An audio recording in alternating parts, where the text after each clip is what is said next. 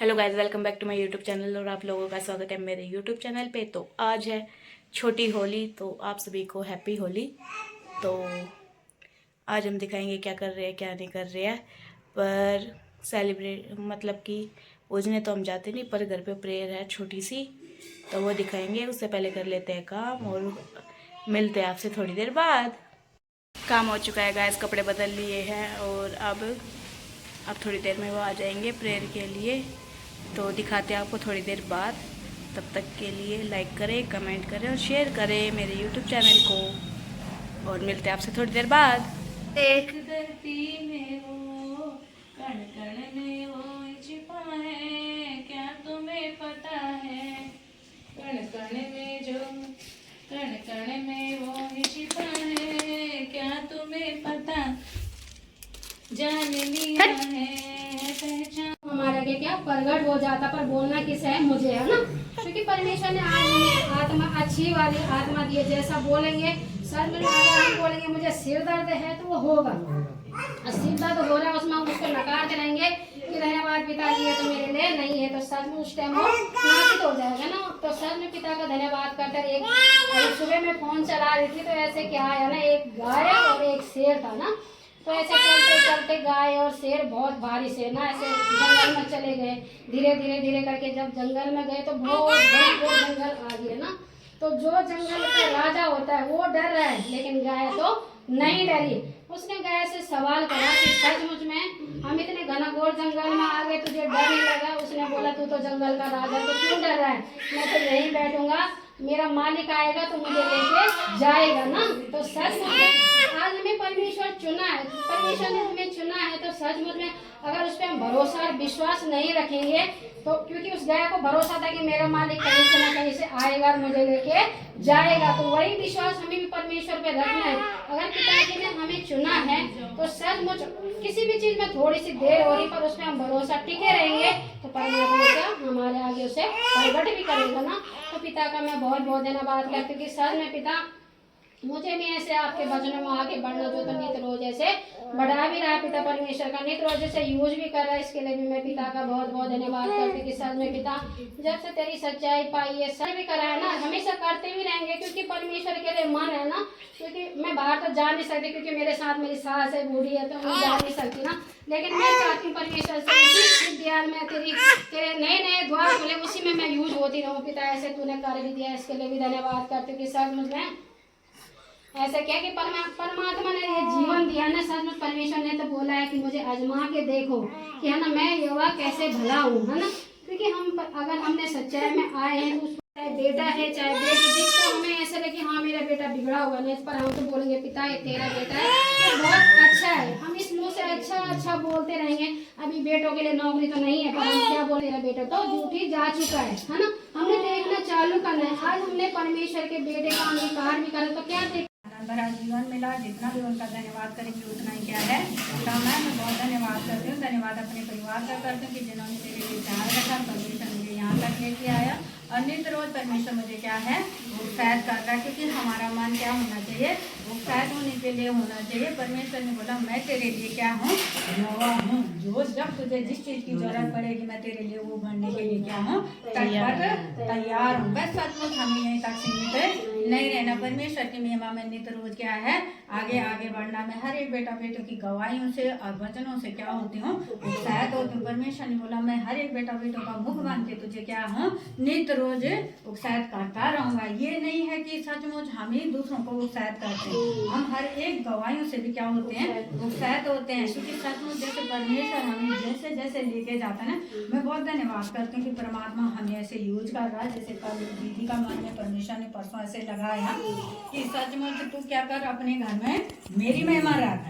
परमेश्वर ने तो उनको उत्साहित करा कि तू मेरी क्या कर मेहमान रख। उन्होंने तुरंत फोन उठाया, मेरे को कॉल करा और बोला दीदी मैं अपने घर में परमेश्वर की मेहमान रखना चाहती हूँ, क्या आपके पास कल समय है? मैंने बोला हाँ दीदी है, कोई नहीं, परमेश्वर कर चुका, हो चुकी आपके यहाँ। सचमुच जैसे परमेश्वर के उनकी बात हुई, वो हमारे दोनों की बात होके हम दोनों की फोन खत्म हुआ और दुष्ट उनको उत्साहित करने लगे, है ना।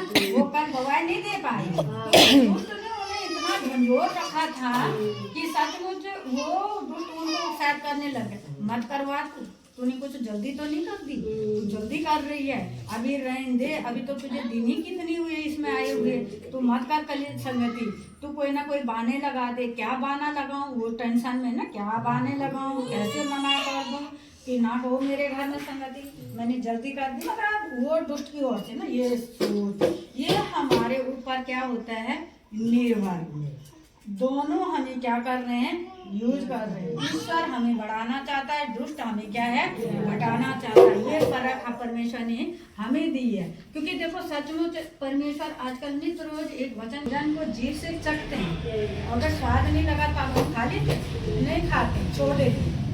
वैसे परमेश्वर ने बोला मैंने तुम्हें कान भी दे रखे हैं, वचन को भी कान से क्या करो, परखो ना कि ये वचन सही है भी या नहीं है।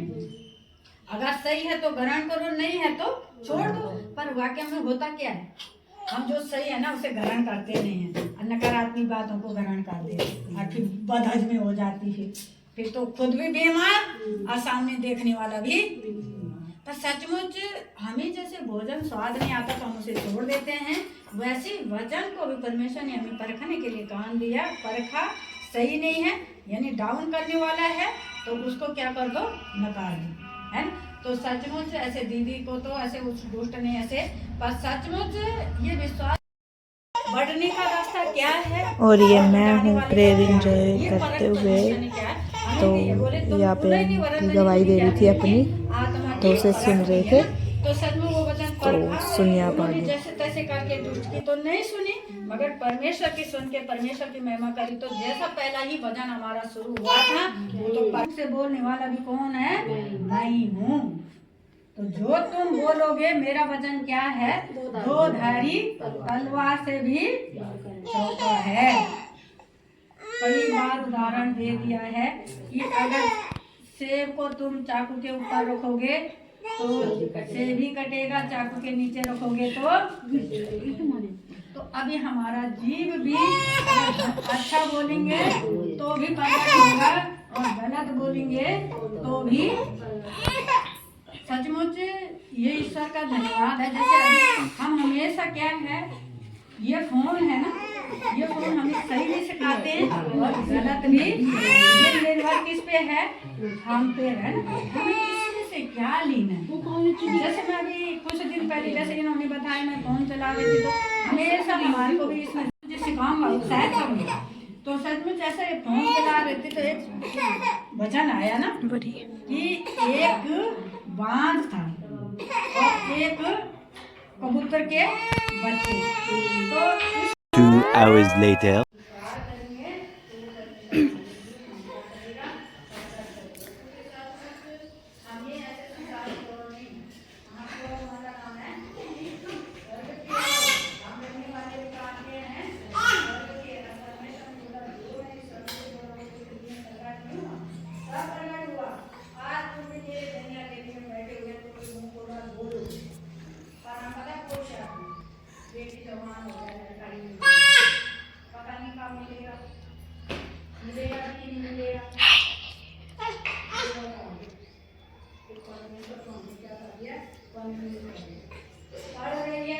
पता नहीं कब तक पढ़ेगी, कभी अपना करेगी या नहीं। बेटा कोर्स कर दिया, बता कोर्स तो कर लिया और नौकरी मिली तो मेरे को भी सुनो, कितने साल हो गए बेटे को कोर्स करने पर आका कभी नहीं बोला कि बेटा नौकरी पे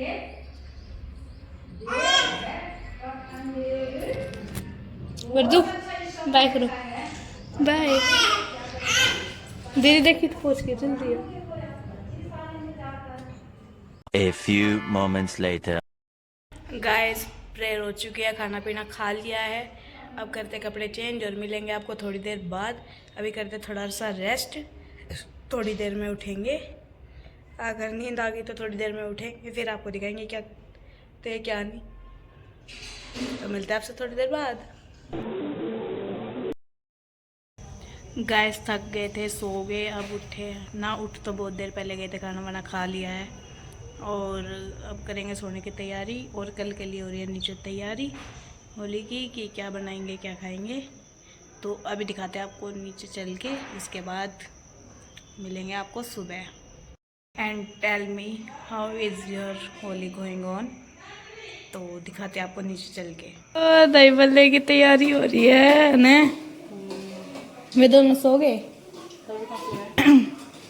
वो किधर गई? किसका फोन आया? अच्छा हाँ गाइस, अब आपको दिखाएंगे सुबह कि कैसे बने हैं और कैसे नहीं। तो ये है मेरा वर्दू, इससे मिलो आप। मिलते हैं आपको सुबह। Good night.